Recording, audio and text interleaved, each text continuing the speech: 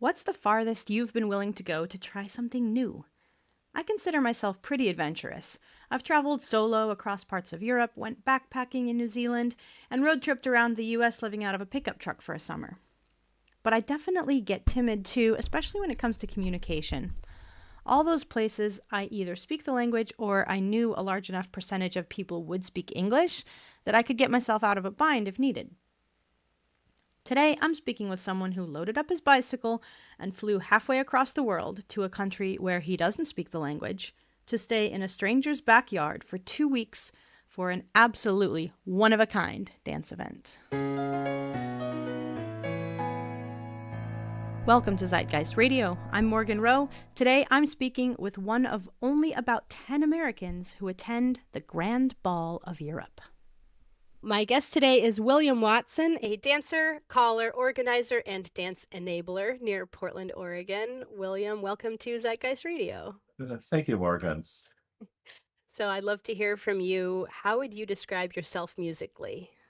I love music.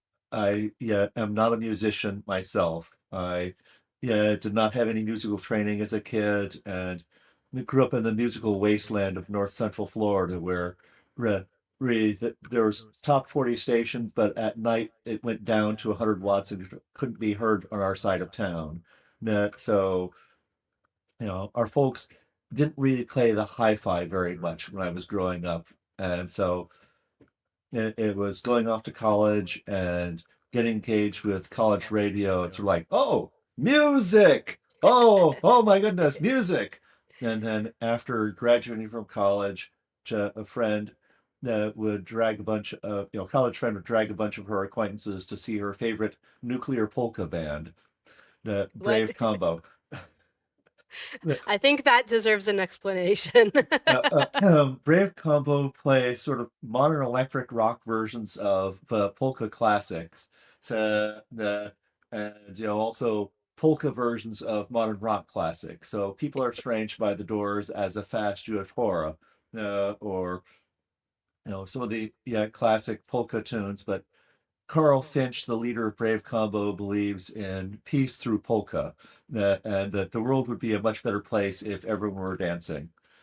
He's not wrong, I know, right? and he's been doing that for well, 50 years now. So at any Nice. rate, so that was a first step. Didn't quite get on the slippery slope with that, but a few years later, a coworker suggested, "Hey, you might check out this folk festival I go to. You might enjoy it." And I had fun with that. And she said, "Well, that worked out well. You might try this folk dancing thing." And And that there we go. and initially it's sort of like, well, okay, it'll be good for me. I don't have any dancing, it's sort of like, and then once I fell into it, it's sort of like, that's it, my life is different. And we are here specifically to talk about um, an, a particular folk dance event called Le Grand Bal. Very briefly, just so that there's context for the rest of the conversation, what is Le Grand Bal and when did you first hear about this event?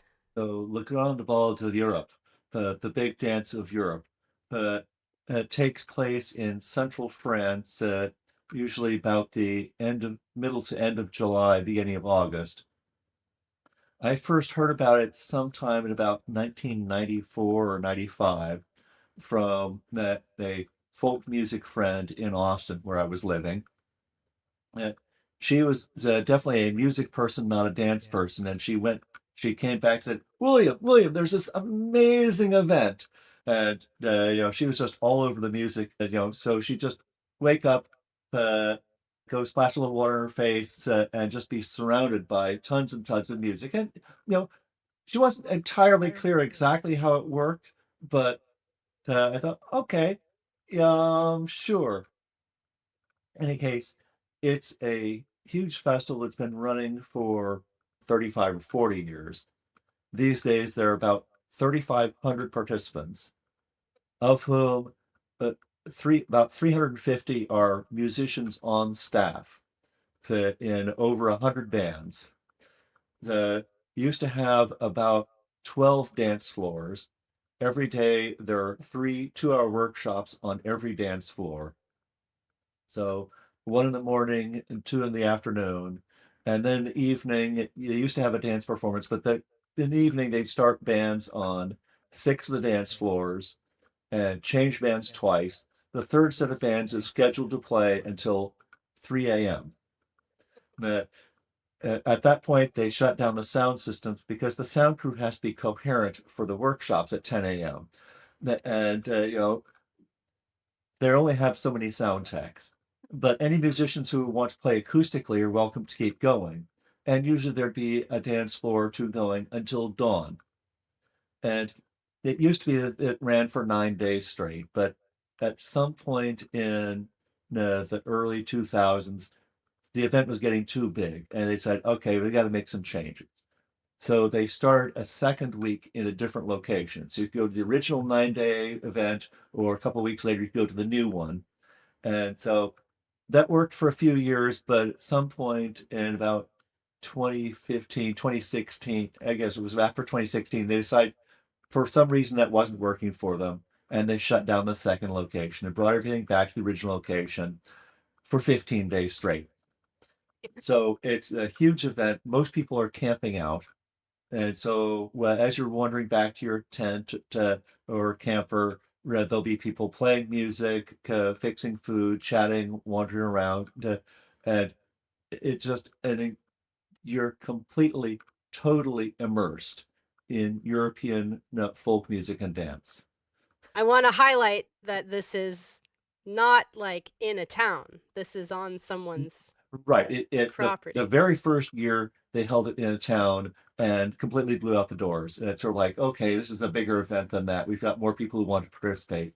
And so ever since the second year, it's taken place on an old family farm about 10 kilometers outside a town of 20,000, smack dab in the center of France, in the northern end of the Burgundy region of France. So big crews come in and set up huge dance tents. The largest are about basketball court size, about 50 by 80-foot tents. So, and there are some smaller ones. It used to be they had some little tiny ones that, well, tiny, yeah, in that they were only about 30 by 50 feet. And some of them uh, some of those old ones were old enough that when I was first going, they still had the phone numbers of the bands because in the back in the 50s, you could evidently hire a band. Did you want the band to bring their dance pavilion with them for your event? And so the had the old the 6-digit French phone numbers, essentially the pre-area code phone numbers of the bands. But nowadays there are these much bigger tents and there's enough room that after the pandemic they shut down for the pandemic and then came back slowly, had two dance floors and three dance floors, and this last summer they had I think eight, uh, but only six of them were programmed. One of them was specifically for jamming and open playing. Yeah, but Hey, if you've got the space, I don't know, what are you guys doing with your properties out there? exactly. And it's only for 2 weeks in the summer. They shoo the cattle off onto other fields for a while, such that the grounds are clean of debris. Other than the impact of 3,500 people. Yeah, picky, picky, picky. Yes. There's another key definition that I think we should probably define, which is Bal Folk. Well, there are actually two or three different definitions of ball folk. The most technical sense for just translating the words, it just means folk dance. A second, more useful definition is what is the current ball folk movement? And it's actually, yeah, very much parallel to the contra dance movement. That basically some folks in France said, hey, there are these traditional music and dance forms, and we don't want to lose them. And hey, some of these tunes are really great tunes. Let's try to preserve them. But they didn't just, you know, put them in a jar with the pickling brine and say, okay, we're going to preserve them. The, the, they said, let's make them our own. Let's celebrate these tunes. Let's celebrate these traditions. And So it's the whole movement that started probably about 50 years ago, and it just reinvigorated these traditions. And so people have taken the musical traditions and have written new tunes in those traditions. Bands have come up with new arrangements of traditional tunes. They're meddling tunes together, which may not have been a thing back in the day. And they've brought new life to this. So it's a whole movement where there are people, thousands of people across France doing this, and it's no longer just something obscure or, oh yes, in our village we have this one little cute dance we do. It's sort of like, oh hey, we've got our dance, and the next village has their dance, and hey, let's have a whole dance evening. And so it's a lively, yeah, tradition, lively, reinvigorated, living folk tradition of the all sorts of French dancing. Yeah, and it's spilled across the borders out of France. So there are Bal Folk events in Belgium and the Netherlands. You can have there's a Bal Folk, the band that plays perfectly good music for Bal Folk dancing in the Netherlands in the style of heavy metal. There's a Scandinavian band playing for dance music that has three saxophones, trumpets, trombones, and a huge big band sound. But yeah, any combination, anything. Hey, this would be fun. Why don't we try doing this? Or hey, yeah, you're a good friend of mine, and you play good music, so you play it on the whatever instrument. So there's that sort of new life. So a third definition is what is bal folk with regards to Le Grand Bal, the Jantine? And it's a big umbrella definition. It's basically whatever music and dancing the people who've been accepted on the schedule want to bring. Most of it is French music and dancing from all sorts of regions of France. Alsace, Auvergne, Berry, Brittany, Gascony, Limousin, Massif Central, Morvan, Occitan, etc., etc., etc., etc. But also, well, there's Basque dancing, dancing from Brazil, Bulgaria, Catalonia, Crete, Eastern European dancing, English ceilidh dancing, English country dancing, dancing from Belgium, both the Flanders and Wallonia, the German Zwiefackers, the Irish set dancing, Greek dancing, Portuguese, Quebecois, Romanian. There's a huge variety, and there are workshops on the schedule for summer 2026 in all of these things. Swedish music, and of course the French bands. Oh well, sure they'll play a polska because polskas are fun. So it's a very broad scope. So just thinking, going back to you going the first time, it's in the middle of France, not near any, like, Right. how do you, like, getting there? It's a pretty big commitment, right? To, Um, like, there's a lot to figure out. I guess that what I'm saying is, like, the jump is kind of high to say yes, I'm going. Did you go that first time because you're like, oh, have friends who go? Um, No, no, I did not. I didn't know anybody. I didn't have any idea that I would ever encounter anyone I knew. But the company I worked for at that time, every 4 years, you got a sabbatical leave. You had 6 weeks off at full pay. And I said, like, okay, let me do something different. So I packed up my bicycle, flew to Paris, had like 3 or 4 days in Paris as a pedestrian tourist, just going around doing all the sightseeing in the museums and so forth. Then took a train south to Moulins, the town near the festival, bicycled out to the festival, and had 9 days at the festival. And after that, then I took off on my bicycle and bicycled in France and up to the Netherlands and so forth, and had more adventures. But I, it's not as though it's the far side of the moon. Uh, yeah, it's yeah. it's not as though it's you're going to the Burning Man where everything has to be brought in, everything has to be taken out.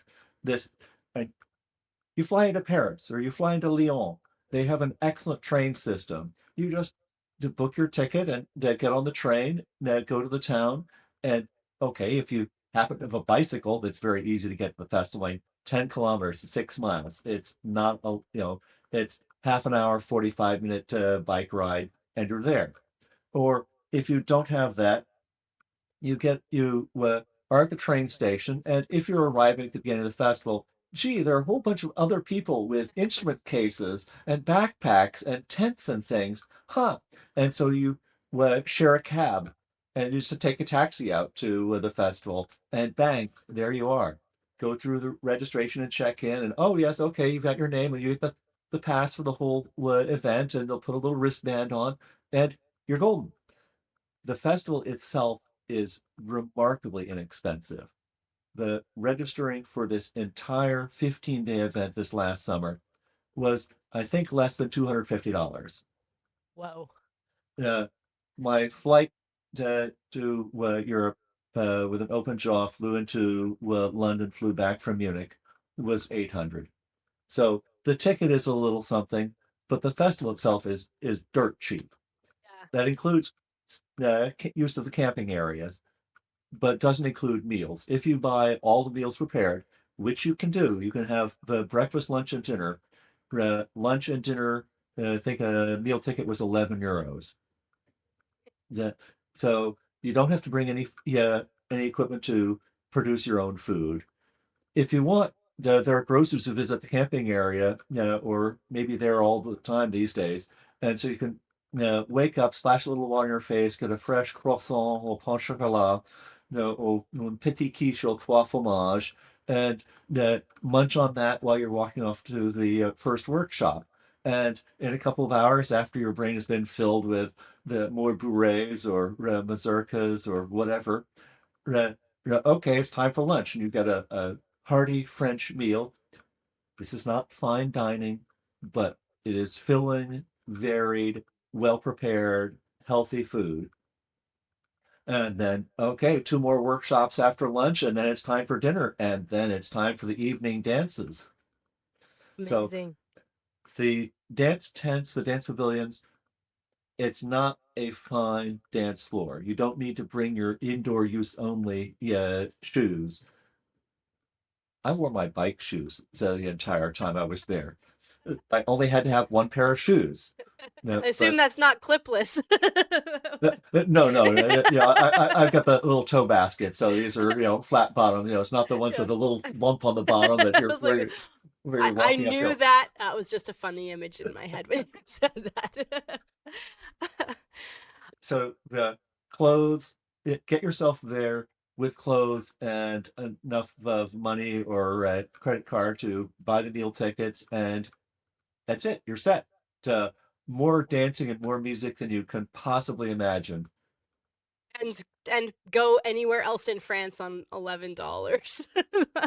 Yeah. Where else? Getting lunch or dinner for 11 euros for each meal. Euros, Yeah, yeah. yeah. Wow. Um, so okay, so I'm going back to William on his amazing adventure through Europe.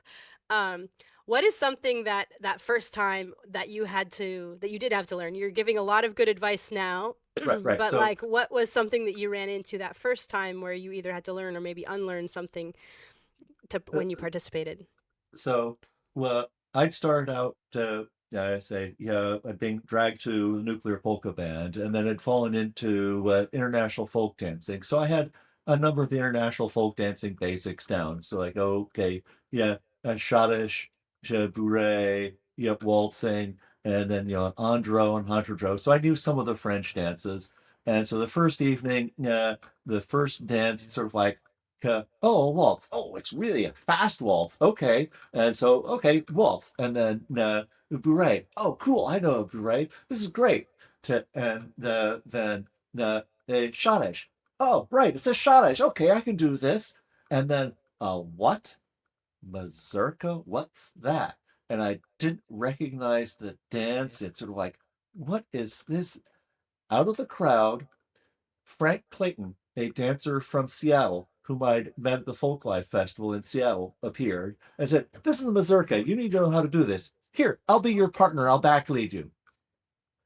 So Frank Clayton was my first mazurka partner. And, Nice. okay, fumbled with it a little bit, but okay, it's a little weird, but I got it. And there I was off and running. Yeah. So there was something completely new to me. Amazing. And they do that a lot. That's a fairly common one. You've mentioned it before. Yes, yes. The mazurka is one of the four main couple dances in central France: waltz, bourrée, Scottish mazurka. Yeah. The French schottische is a little different from a Scandinavian schottische, and the French waltz is a million miles an hour. Uh, the, the, and the mazurka is its own thing, and I guess given the name, it somehow may have come from Poland originally, but that's a very standard couple dance in central France. Then two circle mixes, the circle circassienne and the chapeloise, and then often you'll see an andro or a hantro. That if you've got those dances down, you can have a great time. Then, of course, there are workshops, and the workshops are not just themed dance session. It's okay. Here we're going to teach you how to do X or how to do X better or variations on this. You know, there are lots of different kinds of workshops, and that's another question I think you've got coming up. And of course, the other big thing is I do not speak French. Before going, that first year, my preparation for a trip to France was I bought a little teach yourself French lessons with cassettes. This is that long ago. And just as I was going to and from work, commuting, I would have the little cassettes going. Yeah. And okay, repeat the things. And so I could sort of cope. I mean, I'm better now. I still can't have a conversation, but I can understand a little bit more of the instructions. But I mean, all you it's need to do is order a taxi, right? yeah, and if you show up at the train station and you look like you're a folkie and say Le Grand Bal, oh oui, yeah, no, and no problem because there are 3,500 people coming in for the festival, and so the taxi drivers after 30 years have kind of figured out the routine. Yeah, yeah. So I'm glad you brought that up. So let's talk about who's in this community that goes to Le Grand Bal. Where do people come from and what types of people are there? Well, the big surprise, majority of people are from France. Who Wow. yeah, amazing that. Uh, and then I think number two was Belgium, and then maybe Switzerland, Germany, and then Italy, Spain, England, Ireland, so forth. All over Europe. So out of those 3,500 people, there might be 10 to 15, maybe 20 in a big year Americans. So you are completely immersed in European music and dancing. This last summer, I think there were 10 Americans, and I was trying to meet them. Anytime I heard what sounded like an American accented English, I'd introduce myself. So there were two teachers from Connecticut, and I have no idea how they heard about it. They got a grant to go to this festival, and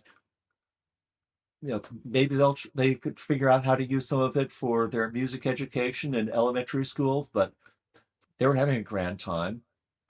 There's a couple from Cleveland, one dancer from North Carolina who used to live in the Bay Area, whom I actually knew. So there was exactly one person whom I knew at the festival this year.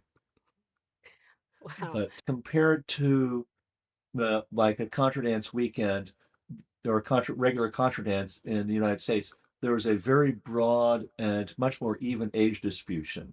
There were some little kids. There was one evening this last summer where during a Gavotte Levant, there were four little kids who might have been 10 doing a perfect gavotte, just the four of them, in a sea Oh. of 500 dancers. So you've got little kids, you've got some teens, 20 somethings, all the way through, well, okay, 60 somethings, probably 80 something year olds. It's a very broad, even age distribution, and there are folks from all over the place in France. So, of course, lots from Paris, Lyon, wherever, but from little tiny places. Someone had put up a European map, and evidently for the second time, and a supply of the little sticky dots, so that here, put a dot where showing where you're from. That if there's already a dot from that place, add another one, pile them up, and so there were mounds of dots on Paris and Lyon and so forth. But coverage all over France, and of course, people were adding silly things of well, some they were adding like okay from Etats-Unis, and okay, there were like 10 dots, and there were some from Quebec, and okay, Tatooine. No, we don't really believe you're from Tatooine. I love that.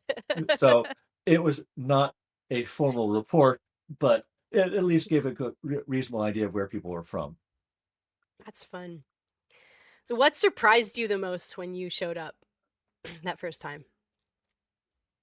Well, it's a very friendly event. There are tons of people there. And I think actually the first year I was there standing at registration with my bike helmet on and with my bike shorts because I had to ride my bicycle.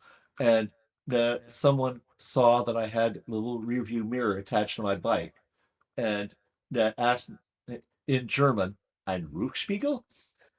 And that so I ended up chatting with the Do you her. speak German? What is a Yeah, Rufspiegel? yeah, I may have may not have the right word. It's basically a rear view mirror. Ah, And so we ended up chatting, and I hung out with her, with Susanna, and some of her German friends because they all spoke English perfectly, and so it was very easy for me. And okay, they might also speak in German when they had something they wanted to say, where it's like, yeah, too much hassle to talk to English. Yeah, but so I ended up hanging out with them, and another year I ended up hanging out with some of the Scandinavians who also, of course, speak very good English. And so I guess maybe the most surprising thing was how easy it all was. that's making me want to go again. I've talked with you about this before, and you made me want Yes, to go. yes. Now I want to Yeah, go again. some year you'll make it some year. You'll make it some year. As in, again, you are making me want to go. Not that I will Yeah, go yes, again. yeah, yeah. Anyway, um, okay, so let's talk about the workshop. So walk me through how a workshop is run. There is And no one standard way that a workshop is run. So this last summer, there were workshops on 6 dance floors, 3 2-hour workshops every day, and then a scattering of half-hour sampler workshops for, hey, I want to try this, but I don't want to commit to 2 hours. Or also those sampler workshops are, hey, let's give people something to do so they don't all get in line for lunch at the same time. So if you say there were 20 workshops a day for 15 days, that's 300 workshops. And if there are 100 people running workshops, you've got 100 different ways that workshops can run. And sometimes it's, here's an introduction to the main dances of Central France. Oh, okay, so a sampler, and we'll do a schottische, and we'll do a bourrée, and we'll do, okay, great. And it's taught at an introductory, you're a new dancer and want you to know enough of this to have fun. There also can be, with 2-star and 3-star workshops for, oh, here's some subtleties that you may not have appreciated, or here's some variations. Here's how to make your mazurkas flow well, and so you can move to the music and not just be doing it mechanically, tick, tick, step, that, that, that, that, that to introduce some more subtleties and finesse. There are also workshops where someone says, "Oh, this is going to be a workshop on the two-time bourrées of the Berry region in central France. And so the first choreographed bourrée works like this, and the second choreographed bourrée works slightly differently. It's like this." And so my description of this is it's butterfly collecting. And butterfly here's collecting. one that looks like this, and here's one that looks like this, Ah, and here's one that looks like this, and oh, isn't this a pretty one? And this is what we call this one. Yeah. And okay, if you're interested in that sort of thing, yeah, specifically, great. Okay, you've now tried all of these. If you're interested in sort of the more of the meta level of, oh, okay, what are the various ingredients that get put together in these sorts of berets? Well, that's fine. But generally, I'm not sure those have quite as big an appeal, but you know, it's up to the instructor. So some instructors, okay, if there's a beautiful workshop on two-time berets, then some sessions it's, ah, here's some subtle teaching tips that I could take home for if I'm teaching this three-time beret, I should remember to do it this way, and this is a very good way to get the point across. Because the majority of the workshops are taught in French, right. and it's not a language I speak or understand. It's like, oh, okay, the caballeros, caballeros. Okay, I can get a few of the words, but they'll mostly taught with the lots of demos. I remember a particular one from 2016 where two young gals were teaching Scandinavian couples dancing. And to surmount the language barrier, they were doing it almost entirely without words. They would demonstrate and have their arms in some position and sort of like, sort of contorted faces are like, and then they fix the hands or fix the foot position and big smiles and demonstrate going very smoothly. And so the whole session, 2 hours, maybe they had a no and a week, yeah, but it was brilliant. Amazing. There are some who are at the other extreme. I remember one of the first years I went to this. I've been to this festival 7 times now. So one of the first years I went to it, I don't know what the workshops were, and so I wandered into one of them, or at the start, not during the middle of it, and it was for a highly choreographed dance for two couples, Congo de Capito, and the instructor would talk a little bit and then tell a joke, and then talk a little bit more and then tell another joke, all in French, which I didn't understand. So like, okay, whatever. The other guy in the other couple I was in was English, and I could see little wisps of steam starting to come out of his ears, and then the white smoke. Then when it got to be black smoke, it's sort of he went over and told that instructor off. It's like we're here to learn to dance, not to be entertained by your jokes. Come on, just get with the damn program and teach the stupid dance. So there's quite a range. Another session I was in, the beginning of the session, the instructor, blah, blah, blah, blah, and a bunch of people put up their hands. And then blah, blah, blah, blah, blah, blah. And my partner's, put your hand up, put your hand up. Okay, what was that? Oh, well, the instructor asked in French, how many people understand French? And most everyone put their hands up. And then asked in French, how many people here do not understand French? Oh, okay. Not very many people have problems with French, so we're going to continue the whole thing in French. Another year I was at the festival, there was a workshop which was equivalent of German swing dance variations for French schottische. Uh, that taught by a couple who, he was German and she was French, and I happened to end up with a partner who was Italian. I could sort of follow the German. She could sort of follow the French, and we could compare notes in English. And so we decided we wouldn't rotate partners, we'd stick with each other as that seemed to be working. I So love that. some of the workshops say, yeah, it's here's something new you didn't know, or here's a new dance to you and we're introducing it, or here's finesses, subtleties of a dance you might not have picked up on, no, or butterfly collecting, no, or here's good ways to teach this dance, or here are some easy dances for beginners that you can learn and take home to your dance communities and you can teach to your dancers there.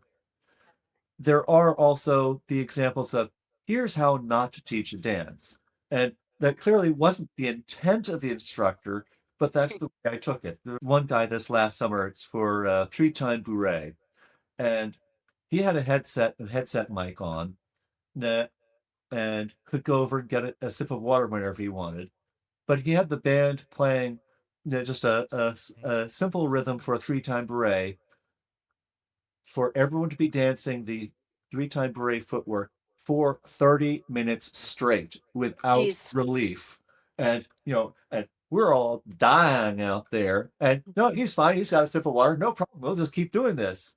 The workshops vary considerably. After that guy telling jokes, it's like, oh, okay, I don't want to go to one led by this guy. And so you can see who's teaching the workshops and what are my choices for the afternoon. Oh, no, I'm not going to go to his workshop. I'll go to this other one and see what they're about.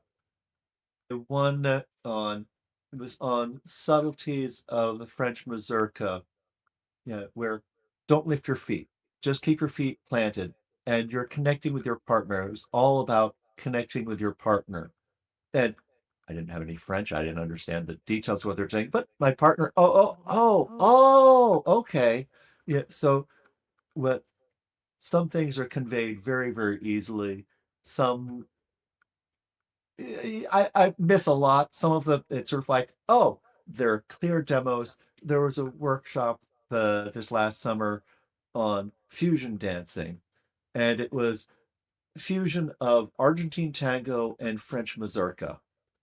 Use what you have, use what you know, and sure, these two could be put together, and a French mazurka with a step, step, lift, 1, 2, 3, step, step, lift, 1, 2, 3. But then throwing in some Argentine tango open, and didn't quite go into ochos and so forth. So it was a beautiful workshop, and I recorded the demos. And if ever I should have a partner who might possibly have enough of it, I could try to find the videos and learn it again. But it was more just sort of eye opening of what kinds of things you can do. And the instructor of that workshop, his the view is that the basics of these French dances are fairly straightforward. And his the way he put it was, don't view them as simple dances, view them as accessible, that you can learn it and start dancing it easily. But as another friend in Eugene had said, that of West Coast swing, you can what you get out of it depends on what you put into it. You can put it all as much as you want in, and there's more you can learn and more ways to do it and more possible connections and subtleties and so forth. So there's a very broad scope.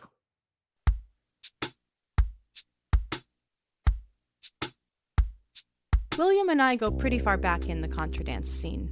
He first told me about Le Grand Bal years ago. I have a delightful memory of him teaching me a mazurka in his kitchen one evening. And I swear one of these years I will go. William dances constantly. He attends several big dance weekends each month, plus the weekly dances in Portland when he can get to them. He's also on several boards of dance organizations in the Northwest. But then he also spends hours making resources accessible to people who are even remotely interested in dance, whether that's their first ever international folk dance event or an experienced dancer thirsting for more. Go take a look, you'll see what I mean. His website just keeps snowballing, and it's become a wildly helpful resource. The links are in the description. I'll also send them out in my newsletter for this episode. Speaking of, I send a newsletter after each episode. Go to zeitgeistacademy.com/radio to get it. Now, back to William. Were you one of the people dancing till dawn? Not this last year. I decided that at 63 that maybe I'd take care of myself and to take it a little bit easier. So the last scheduled band would play, and I'd go brush my teeth and go to bed. So the first 12 nights, 3 a.m., that was it. Well, and of course, so I've got to be up for the 10 a.m. workshop because I don't want to miss a workshop. But after 12 days, it was starting to catch up with me. So the last 3 nights, it was then more like midnight, 1 or 2 a.m. And the very last night, sort of like, yeah, I've had fun. There's a good band coming up at 2. I'm just wiped. I caught them before. I caught them a couple of times earlier this week. I think I will take care of myself and just go ahead and call it good for right now. And so I missed also the closing of the whole event. They have a big, the term they use is a roast beef. Roast beef. Yes, a booth. Okay. Which is the everyone plays. Here they send out the tunes in advance. So what you play for everybody, yeah, acoustically with 30 or 50 or 80 musicians playing, and yeah, as long as people want to keep going. I remember one time in a previous year, you've got the huge band playing, and they're playing for a Chapeloise. I think it was a Chapeloise. May have been a Circle Circassian, a big circle mixer. And the tune was so familiar that dancers were singing along with it, and the band dropped out, wanting to end it. And the dancers kept singing and dancing. And okay, so the musicians started up again. Okay, yeah, and the musicians dropped out, and the dancers kept singing and dancing. And okay, let's try it a third time. And I had a partner, and clearly we were both at the I can be done now. And so it's the promenade. We just promenade off the floor, and we stopped. Someone has since then suggested that, oh, if you have a problem like that, what the band needs to do is they can just crank the tempo way up. till it gets Ah. silly. Yeah, so that people are just laughing and not dancing. You're like, okay, okay, okay, we're done, we're done, we're done. That's very funny. Oh, poor musicians. Whatever your next this year or whatever year, what's something that you're looking forward to learning or exploring? There are just so many dances and so many subtleties of some of the dances, so that it's essentially a refresher, because honestly, there are not very many places to do this kind of dancing here on the West Coast. To I got to do some French bal folk in Ashland a year and a half ago. I led a bal folk session in Hillsborough last fall, and taught two 90-minute sessions of bal folk at the Lady of the Lake dance camp last October. And otherwise, they'll probably have a little bit at Folklife, like 45 minutes. So essentially, there's not much of an opportunity to get very much anywhere here on the West Coast. Strangely, I understand there's a ball folk, regular ball folk dance in Montana to recordings, and well, that's nice. And of course, the other is the musicians who are out here. They may love the tunes, but it's most of the material is fairly new to them. Okay, they've worked up some tunes, and they now have the tune they can play for uh, a gavotte, or they now have a rondeau and chain they can play. And yes, it is danceable. They are playing a respectable version of it. If you go to Le Grand Bal, there are 100 different bands, and they're making the music their own, with their own spins, and that, hey, why can't we have electric guitar, fiddle, trumpet, and saxophone? It's the equivalent of the contra dance band Elixir. Just, oh man, I love this music. Or here's a band, it's sort of like, well, they were fun to dance to, and I got their CD, but accordion, trombone, and glockenspiel is just the combination sets my teeth on edge a little bit. The so the innovations and the variations, you know, oh man, here's an amazing band, that Americans would expect to hate. It was accordion, bagpipe, banjo, and three hurdy-gurdies.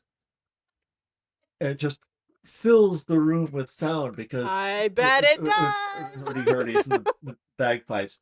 And so the variations and the bands and the amazing abilities, well, there was another duo this last summer, harp and drum kit, and it was totally danceable. It wasn't really my thing, but just seeing the variety and the innovations and the heart, and it having a band that is capable of playing the tunes, and they've worked up enough tunes for an hour and a half dancing, is one thing, but dancing to people who've clearly been playing this music for years, there is nothing like it. It is just so amazing. And, Oh, 350 musicians on staff, presumably a bunch of the other people there, yeah, they're dancers, but they may also play. And well, they didn't have a band that they really want to perform with. And so there could be 600 musicians there. And, here's a jam session with like 30 people belting out these tunes. And just it's amazing. I described it to musician Andrew Van Nostrand, who was going to go a few years ago, and I talked to him afterwards. He said, "Yeah, William, you told me, yeah, oh, it'll be amazing, Andrew. There's so much music, your head will explode." And he said that he was thinking, yeah, yeah, yeah, whatever, William. Okay, you're enthusiastic, but it's fine. I'll go. And he said, and I went, and oh my God, there was so much music, my head exploded. If I could play music, if I could speak French, it would be a very, very different festival for me. But it's amazing as it is, even without either of those.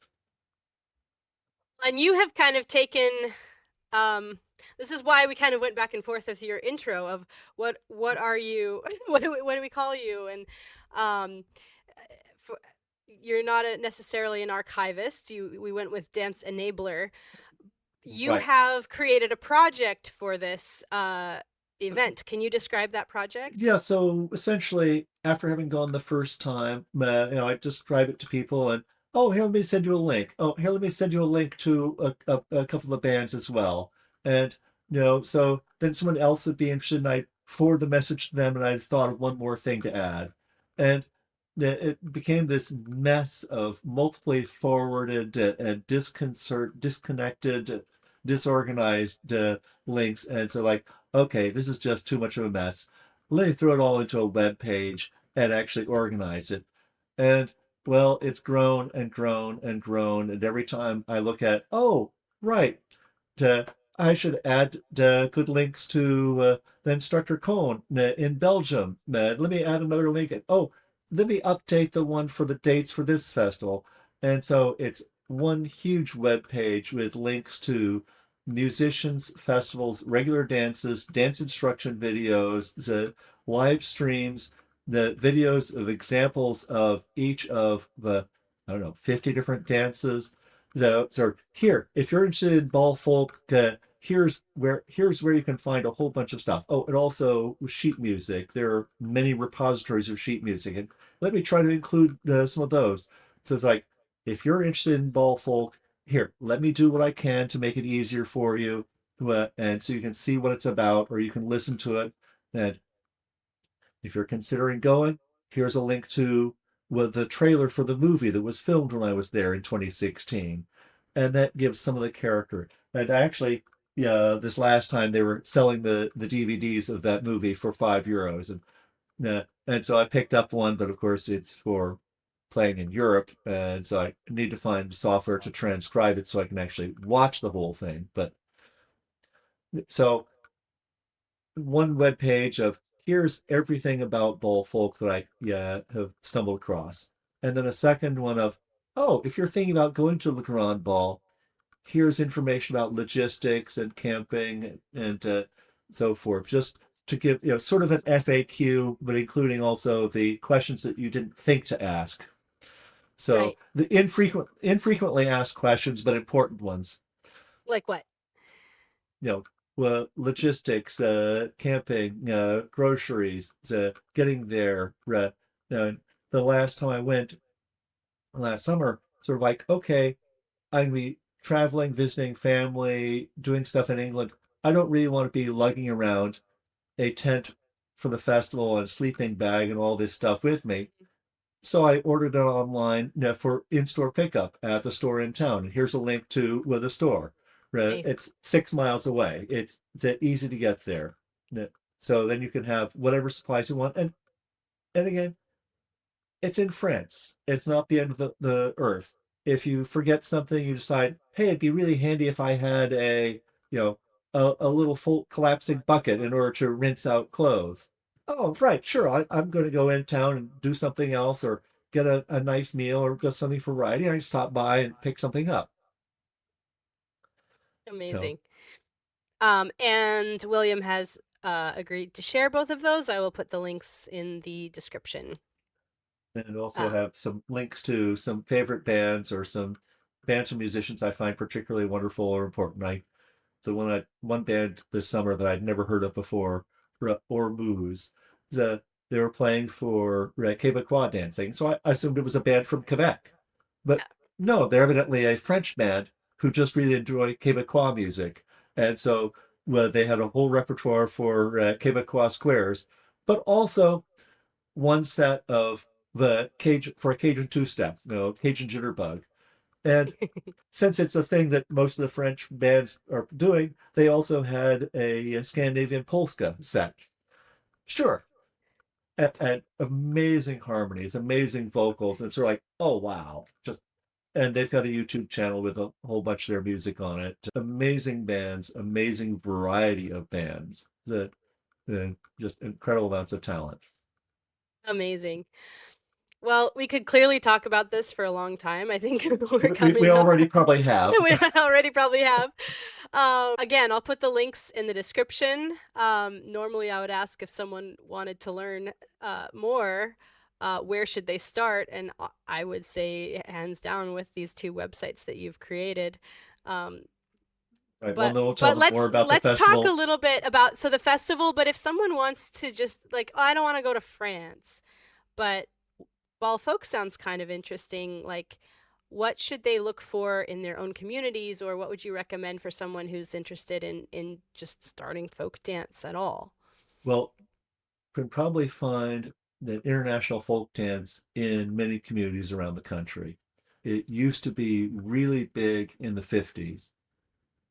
And I think that may have been in part inspired by soldiers returning from World War II with European experience and people who connected to the local dance communities.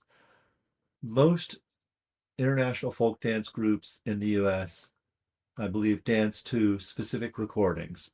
And it's almost like it's not just a tune for a three-time beret, but is this specific recording of these specific musicians playing this particular set of tunes for a three-time beret. And they hear the first notes, oh, great, I know this one, and leap up and dance to it. And there's nothing wrong with that. And dancing to recordings allows for much more variety in that you can have something from Patrick Buffard and Stefan Dalik and any of these great musicians, rather than trying to have a band who can play Breton music, Poitou, Sherman Seafockers, or whatever. So, but for me, the live music is the big thing. So find one of these groups, see if you can learn the dances you can in that community, but also maybe reach out to the folks in Bal, DC, who do French Bal Folks in the Washington, DC area, or the Bal Folk group in Toronto, or if you go to Lark in the Morning Camp, check out Adrienne Simpson, who teaches the French Bal Folk there. Find what you can. It's coming up. There's more of it to over the years in the US. I guess we actually didn't talk about the other big thing, that Bal Folk to me is sort of a parallel movement to contradancing in the US. It's not a preservationist movement. It's not, we're trying to do historic reenactments. We're not trying to dance in period costumes and with the music done just exactly the way it was 150 years ago. These are people who are taking their local traditions or the traditions from nearby and making them their own. They're bands who have new arrangements or new melodies, new tunes, new ways of playing it, and are sharing that and keeping the traditions alive as living, evolving folk traditions.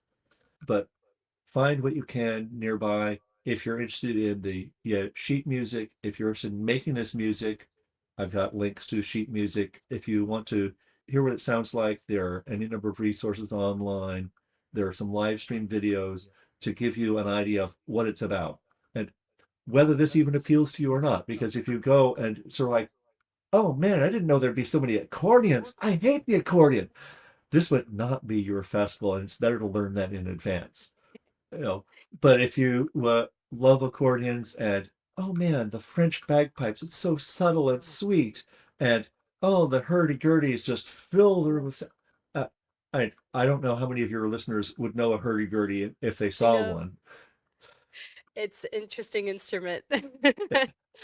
The sound of it, it's like the string equivalent of a bagpipe, Yeah, with the yeah, drone notes that just play the one note continuously, melody notes that correspond to the chanter on the bagpipes, and then the trumpet string, which is unlike anything anywhere else, with a loose movable bridge. So that when the musician turns the crank, yes, it's the French wheeled fiddle. They turn the crank and turn the wheel quickly.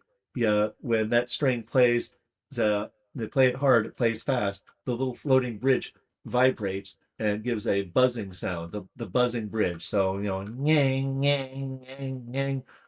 But you have to see one, you have to hear one to know what's going on. So, anyway, yeah, yeah.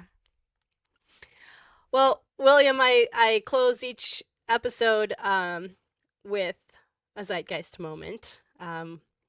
And I would like to share one of mine first, and then I'll ask you to describe a zeitgeist moment that was either a memorable or a recent one, whatever uh, feels right. And again, a zeitgeist moment is when a moment where you're involved with music in some capacity and you just kind of plug in and connect to something bigger than yourself, the zeitgeist, whatever, something bigger.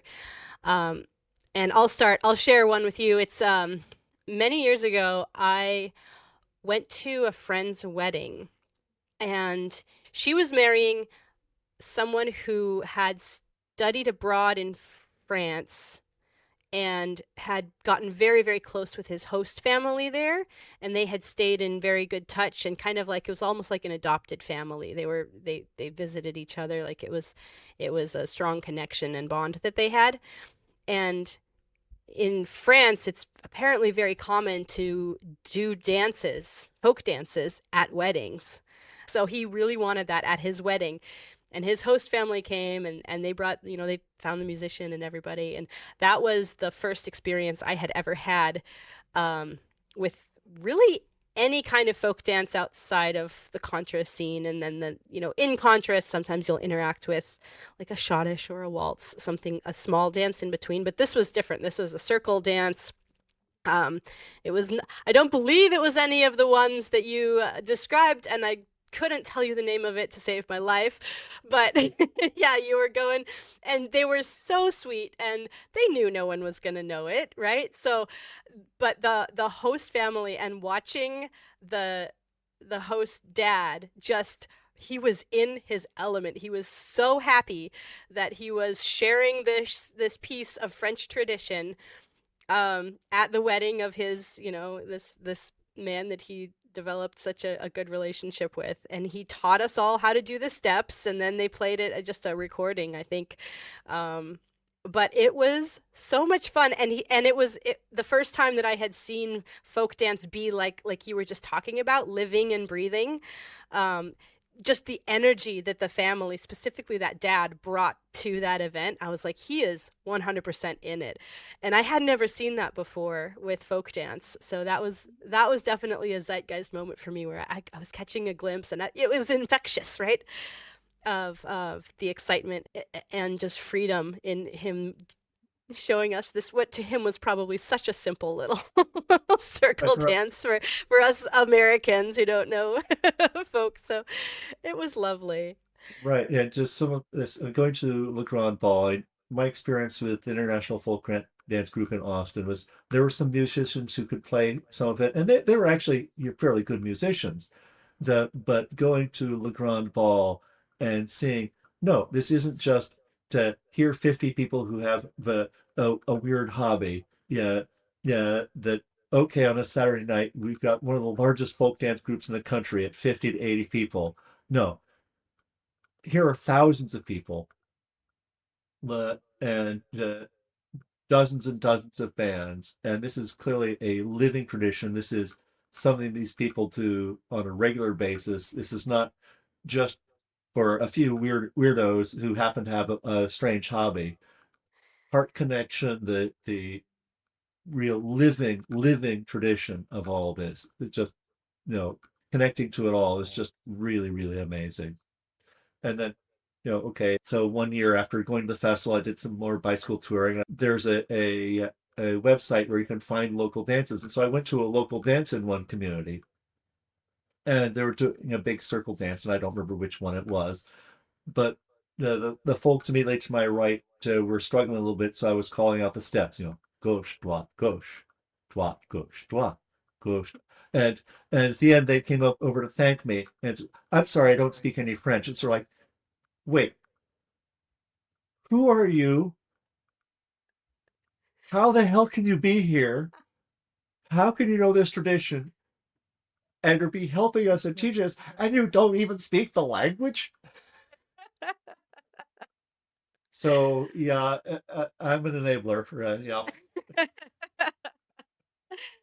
Well, maybe you've enabled someone who's listening to go out and experience some of this. Will you? I will absolutely do what I can to encourage people, and whether it's French dancing and the Grand Festival, or Cajun or country two-step, there's a whole wide world dancing out there. There are so many different varieties.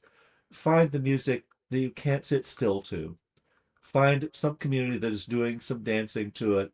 Learn the dance or discover at least if that's a community that works for you. I mean, some communities, the social aspects are very different, though. Some people get dizzy at contra dances or there's too much eye contact. Some people like the costumes and dressing up for Argentine tango. You know, find a community that works for you. There's a whole world of dancing out there. It allows you to connect to people, engage with music. There are many, many, many choices available. And on that note, William, thank you so much for joining me on my podcast. You're very, very welcome. It was a pleasure talking with you, Morgan. Thanks for tuning in to this episode of Zeitgeist Radio, and thanks to William for joining me. All the links to his resources for Le Grand Bal are in the episode description. Please check them out. Have you had an incredible time dancing somewhere? Let me know. I always love to hear from fellow music lovers. info@zeitgeistacademy.com. I'm Morgan Rowe. Thanks for listening.